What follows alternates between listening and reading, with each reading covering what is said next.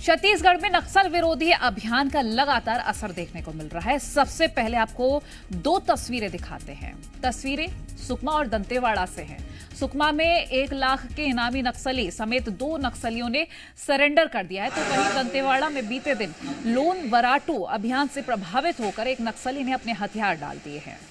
अब तक लोन वराटू अभियान के तहत 677 नक्सली आत्मसमर्पण कर चुके हैं। फिलहाल 2 तस्वीरें हम आपको दिखा रहे हैं, सुकमा और दंतेवाड़ा, जिन नक्सलियों ने सरेंडर किया है।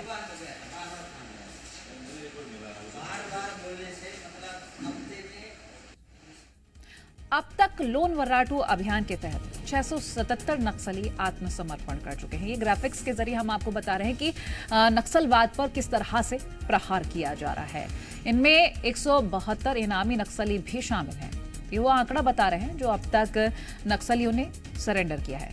पूना, नारकुम और लोन वराटू अभियान का काफी असर देखा गया है। नक्सली हथियार छोड़कर समाज की मुख्यधारा में ये नक्सली जुड़ रहे हैं। और लोन वराटू का मतलब क्या होता है ये बता देते हैं। लोन वराटू का मतलब होता है घर वापस आइए। वहीं पूना नारकुम का अर्थ है नई सुबह, नई शुरुआत। और अब आपको ग्राफिक्स के जरिए कुछ और भी जानकारी देते हैं। हाल ही के कुछ मामले आपको बता देते हैं कि कौन कौन से मामले रहे हैं। तारीख 5 मार्च, जगह सुकमा, 2 नक्सलियों ने सरेंडर किया। अगली तारीख 4 मार्च, जगह दंतेवाड़ा, 1 नक्सली ने सरेंडर किया। तारीख 28 फरवरी, जगह सुकमा, 1 नक्सली ने आत्मसमर्पण किया। तारीख 28 फरवरी, जगह दंतेवाड़ा, 1 लाख की महिला नक्सली ने सरेंडर किया था। तारीख 12 फरवरी, जगह दंतेवाड़ा, 1 इनामी सहित 3 नक्सलियों ने सरेंडर किया था। बात 6 फरवरी की कर लेते हैं, जगह बीजापुर, 3 नक्सलियों ने अपने हथियार डाले थे।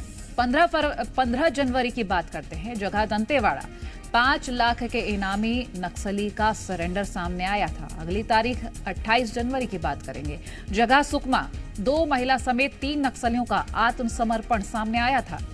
26 फरवरी, जगह सुकमा, 8 लाख के इनामी नक्सली का सरेंडर सामने आया था।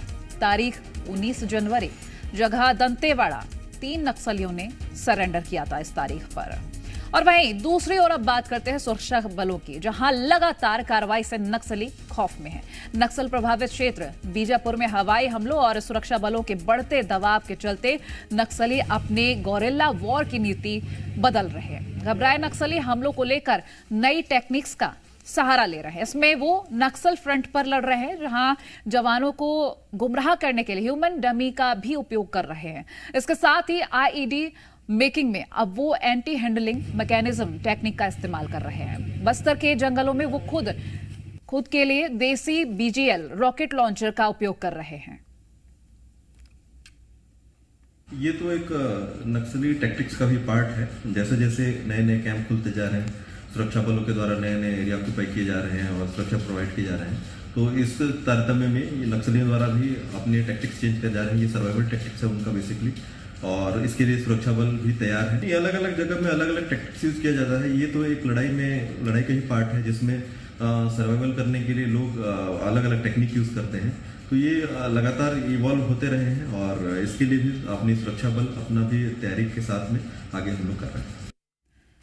और चलिए ताजा स्थिति जान लेते हैं। तो पवन दुर्गम और रंजीत बारठ हमारे साथ लाइव जुड़ गए हैं। एक बार हम पवन से जानकारी लेंगे। पवन, अभी क्या तस्वीरें हैं, क्योंकि लगातार नक्सलवाद पर प्रहार के जरिए जो तस्वीरें सामने आई है, नक्सली सरेंडर भी कर रहे हैं और बड़ी हार भी सामने आ रही है नक्सलियों की।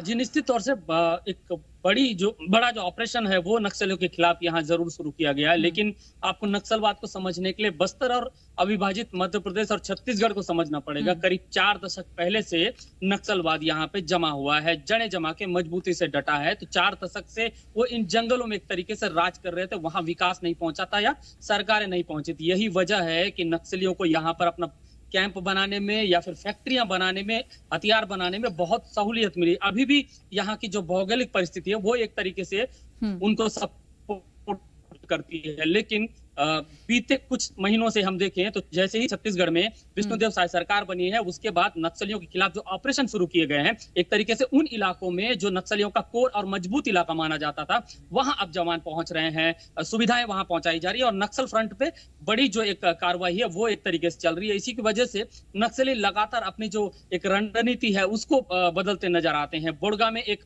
80 मीटर लंबी एक सुरंग मिली थी। ये सुरंग निश्चित तौर से नक्सली जवानों को एम्बुश में फंसाकर एक बड़ी घटना को अंजाम देने के फिराक में नक्सली रहे होंगे, उसको जवानों ने खोज निकाला था। और एक ह्यूमन डमी जिसको तस्वीर में आप देख रहे हैं, ये मुठभेड़ के वक्त जब पुलिस और नक्सलियों के बीच मुठभेड़ होती है तो नक्सली जवानों को गुमराह करने के लिए पेड़ के किनारे या पेड़ की साइड में ह्यूमन डमी को रखते हैं ताकि जवान गुमराह हो और वहां फायर करते रहे और नक्सली दूसरी तरफ से फायर करके जवानों को नुकसान पहुंचा सके।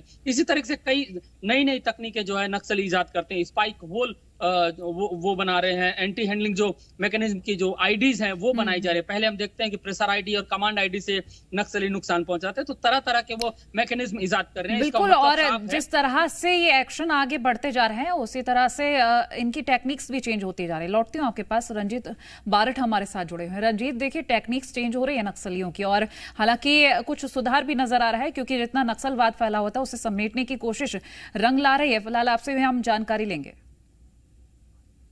ये निश्चित है, जो नक्सलवाद है उसको समेटने के प्रयास यहाँ पर लगातार सुरक्षा बलों द्वारा किए जा रहे हैं। आपको बताना चाहूंगा, अंदरूनी जो क्षेत्र थे, दूरस्थ अंचल थे, जहाँ पहले फोर्स की पहुंच नहीं हुआ करती थी, आज उन इलाकों में फोर्स पहुंची है, कैंप स्थापित हुआ है।